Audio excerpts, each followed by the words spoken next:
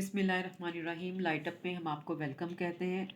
आज जो हमारा टॉपिक था वो है फ्यूचर इंडेफिनिट टेंस का पैसिव। ये प्रेजेंट का और पास्ट के दोनों के हम पैसिव कर चुके हैं, तो अब हम फ्यूचर के पैसिव करने जा रहे हैं। तो हमारा टेंस है फ्यूचर इंडेफिनिट टेंस। तो सबसे पहले हम टेंस को देखेंगे कि फ्यूचर इंडेफिनिट टेंस के हेल्पिंग वर्ब कौन से होते हैं। तो फ्यूचर इंडेफिनिट टेंस के हेल्पिंग वर्ब हैं विल और शैल। तो ये बात अपने जहन में रखें कि आई और वी के साथ जो है वो विल लगेगा और बाकी सबके साथ आपका शैल लगेगा। लेकिन जब हम पैसिव बनाएंगे तो पैसिव बनाते वक्त भी हम इसके जो हेल्पिंग वर्ब आएंगे वो विल बी और शैल बी होगा। तो आई विल बी जो है वो हमारा जब सब्जेक्ट आई और वी होगा तो विल भी लगेगा। अदरवाइज हमारा सब्जेक्ट अगर दूसरे सब्जेक्ट आते हैं, जैसे दे आता है, यू आता है, ही आता है, तो उनके साथ शैल भी लगेगा और वर्ब की थर्ड फॉर्म यूज़ होगी। हम इसको एग्जाम्पल के साथ मज़ीद एक्सप्लेन करते हैं।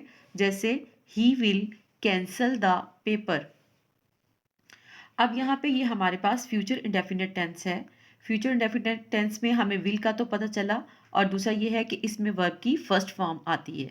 तो ये हमारा फ्यूचर इंडेफिनिट टेंस है। अब हम इसको पैसिव में कैसे चेंज करेंगे।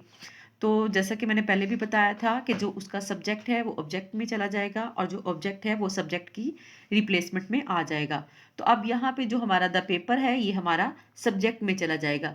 The paper will be cancelled, third form आ गई बाय हिम। ही था तो ये हिम में चेंज हो गया। The paper will be cancelled by him. इसी तरीके से will they love at us.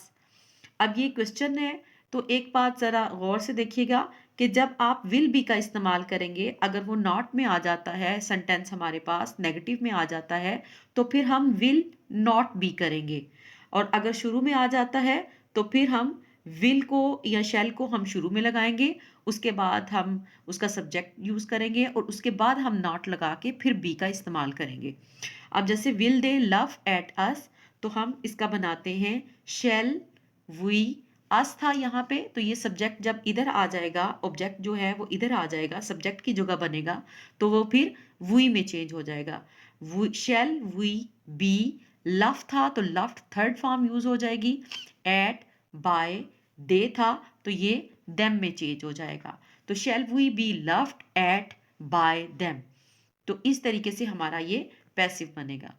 उम्मीद है कि आपको इसकी समझ आई होगी। अपनी राय से ज़रूर आगाह कीजिएगा। Thank you.